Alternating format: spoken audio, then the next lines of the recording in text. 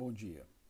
Hoje iremos dar continuidade neste módulo sobre automação pneumática utilizando CLPs, onde iremos falar sobre temporizadores e programação de circuitos sequenciais, utilizando um método diferente do que vimos na eletropneumática para o tratamento de singularidades. Então, primeiramente, vamos ver como definimos temporizadores nos CLPs.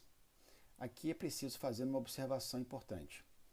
Cada fabricante de CLP tem como temporizador uma instrução que pode variar a forma como ele se apresenta na interface de software da empresa.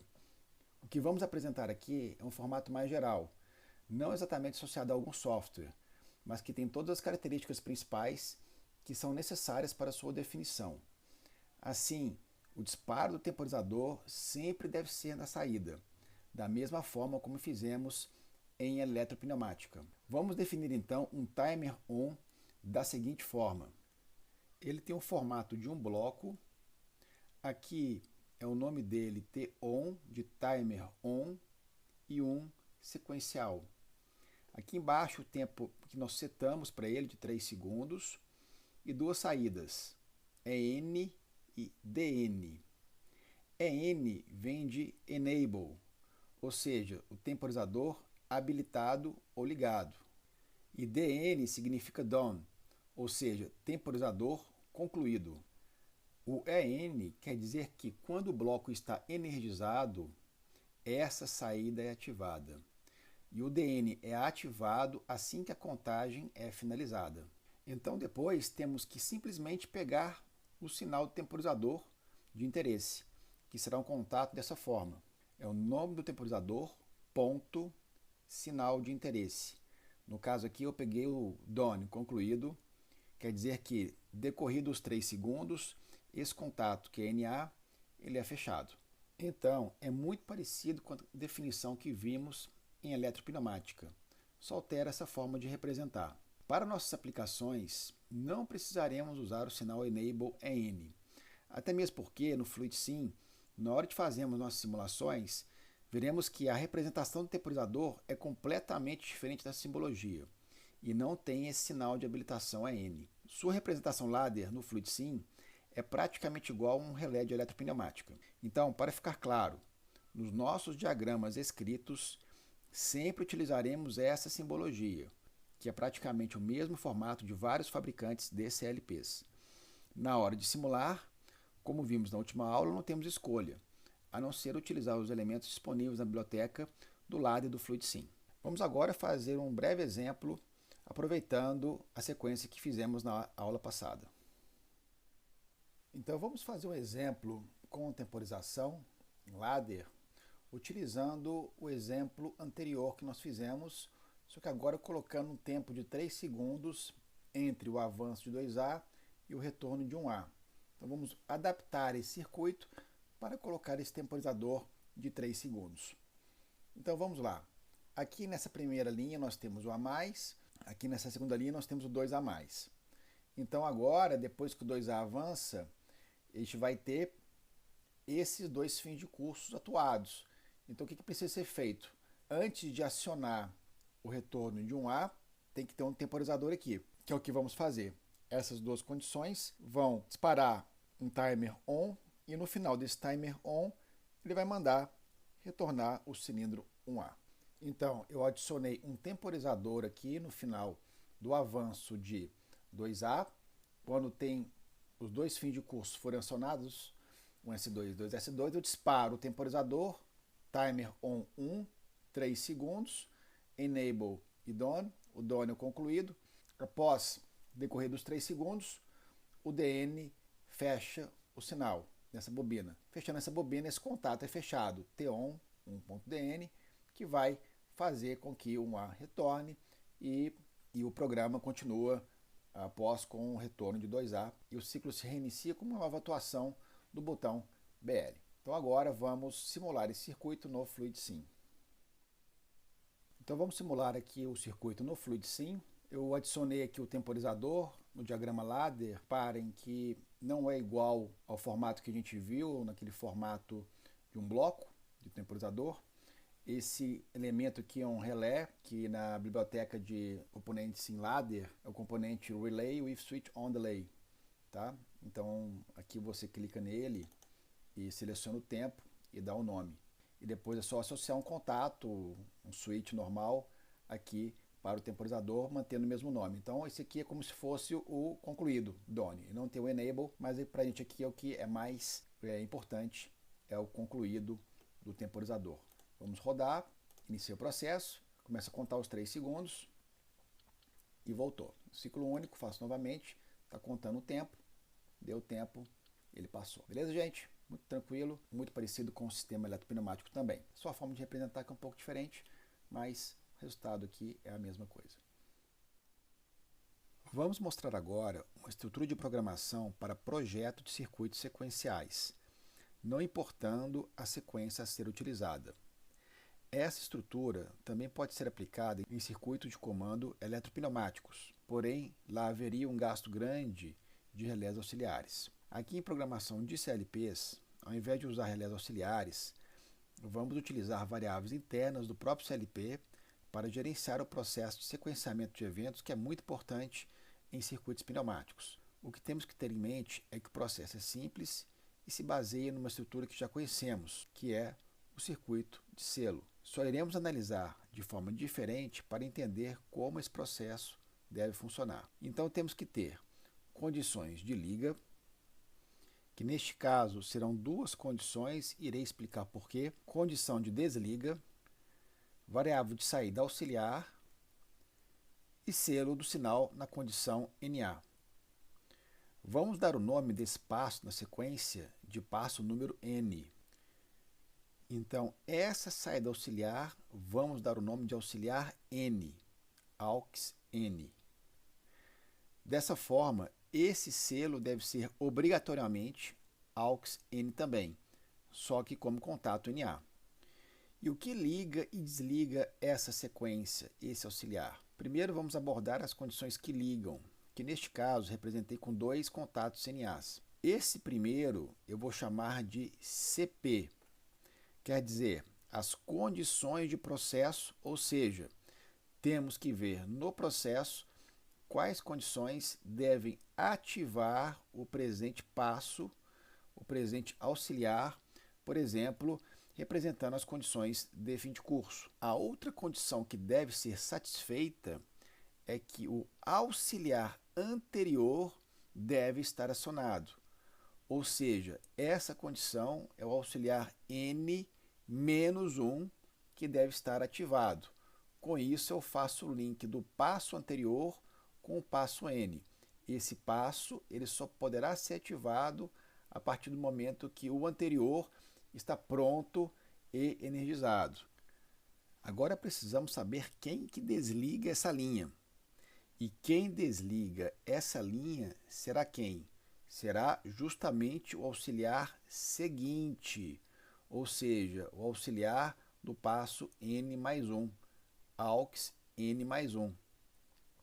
Isso para que nenhuma linha fique mutuamente acionada. Garante que quando a próxima linha estiver energizada, a anterior será desligada. E assim sucessivamente N passos conforme o processo de circuito pneumático. Bom, isso pode parecer um pouco confuso, mas agora vamos fazer um exemplo para deixar mais claro, e eu acho que o entendimento vai ficar melhor quando a gente conseguir colocar nome aos bois e principalmente mostrar que a sequência pneumática ela pode ser feita independentemente de singularidades ou problemas que possa enfrentar nas condições de processo. Então vamos agora fazer um exemplo. Vamos fazer então um exemplo utilizando a estrutura que acabamos de ver da sequência 1A+, 2A+, 1A-, 2A-. Vocês podem perguntar por que eu vou fazer o mesmo circuito se ele funcionou. A ideia é mostrar a estrutura de funcionamento da sequência, da estrutura sequencial mostrada agora há pouco. Aí depois vocês podem mudar as condições de processo, unicamente alterando os fins de curso em condições de processo. Então, a título de exercício, depois vocês façam a sequência 1 a mais, 2 a mais, 2 a menos, 1 a menos, a sequência que a gente sabe que tem singularidades em condições iguais e vocês vão ver que a estrutura ela permanece a mesma. Então reparem que o primeiro ponto a ser observado é que nós temos 4 passos: o avanço de A, o avanço de 2A, o retorno de 1A, o retorno de 2A. Então aqui a gente pode enumerar os passos: o passo número 1, 2, 3 e 4. Passo número 1, passo número 2, passo número 3, passo número 4. Então, de cara, eu já consigo montar os auxiliares aqui. Então, no passo número 1, eu vou ter o auxiliar número 1, passo número 2, auxiliar número 2 e assim por diante. Então, eu vou colocar aqui, primeiramente, o auxiliar 1 em paralelo aqui com o Y1. Eu posso fazer isso, uma saída junto aqui de Y1. Claro que o Y1 vai estar associado ao sinal do passo 1, que é o auxiliar 1. Agora vamos colocar auxiliar 2, auxiliar 3 e auxiliar 4. Pronto, a primeira parte nós já fizemos os auxiliares. Agora vamos fazer as condições de processo. E na realidade já está pronta. As condições de processo são justamente essas. Então aqui, por exemplo, essas 3 condições representam condição de processo. Ou seja, para um Y1 ser acionado, eu preciso do botão de liga, um S1 e 2 S1 acionados, são condições de processo. Nós mostramos agora há pouco que era um contato só, mas obviamente ele representa uma série de condições indicando que para acionar a linha o processo exige isso. Então não tem nada o que se fazer para a parte do CP. Então agora vamos completar aqui com o auxiliar 1, que tem que englobar o CP mais a outra condição de liga. Então o auxiliar 1 deve estar selando todas as condições NA desse circuito e vamos repetir para os 3 passos. Pronto, selos devidamente colocados. Então precisamos colocar outra condição NA aqui que vai entrar dentro do selo dos auxiliares. Quem que é esses auxiliares aqui que vão entrar junto com o NA? É o auxiliar anterior. Então no passo 2 o contato NA vai ser o 1, no 3 vai ser o 2, no 4 vai ser no 1 e no 1 vai ser o anterior a 1. Quem que é? O 4. Então vamos colocar todos esses contatos aqui. Então o primeiro vai ser o auxiliar 4. Então vamos repetir o auxiliar 4, auxiliar anterior ao passo número 1. Vamos colocar aqui auxiliar 1, 2 e 3. Pronto. Condições de liga já estão ok, selo ok, falta o desliga. Então quem desliga no passo 1, o 2. Quem desliga no 2, o 3. Quem desliga no 3, o 4. Quem desliga no 4, o 1. Então vamos fazer isso. Pronto. Todos os auxiliares que desligam estão já nos seus devidos lugares. Bom, a princípio nós acabamos o circuito. Falta uma coisa para resolver. Repare que todas as linhas são iguais. E isso, na hora que você ligar, vai chegar num ponto aqui, ele não consegue voltar. Então, veja um exemplo. Se as condições iniciais estão ok, se eu ligar aqui, o sistema não entra porque o auxiliar 4 ele não está energizado. Justamente porque a condição de início e de fim não estão definidas. O sistema nunca parte porque o auxiliar 4 não está ativado. Então, nós precisamos estipular condições de início e de fim, justamente porque todas as condições estão iguais. Nessa condição que é início e nessa condição que é fim, nós precisamos alterar quem desliga o auxiliar 4 e quem vai ligar o auxiliar 1, porque justamente o sistema começa nessa linha. Como que a gente resolve isso? Muito simples. Para o sistema partir, a primeira coisa que tem que ser feita aqui em cima é colocar o auxiliar 4 normalmente fechado, justamente para ele dar condição de partida no sistema. Agora, isso implica modificação aqui. Não basta alterar para cá, porque se ele desliga com o auxiliar 4, quem vai desligar o auxiliar 4 não pode ser o auxiliar 1. Essa condição de auxiliar 1 ela tem que ser modificada. Modificada por quê? Por uma condição de processo. Qual a condição de processo? Nesse último passo, quem é que volta? É o 2A, com 2Y2. Ele bate em quem? 2S1. Então, quando ele bater em 2S1, quem vai desligar o auxiliar 4 para permitir uma condição nova no próximo ciclo tem que ser quem? 2S1. Então, precisamos modificar essa condição aqui para 2S1. Então, com isso, as linhas elas ficam diferentes.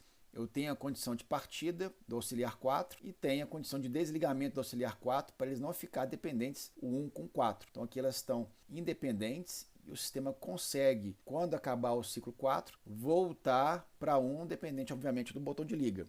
Nas condições dos auxiliares, o problema está resolvido. Vamos agora simular esse circuito no FluidSim para ver como que isso aqui funciona.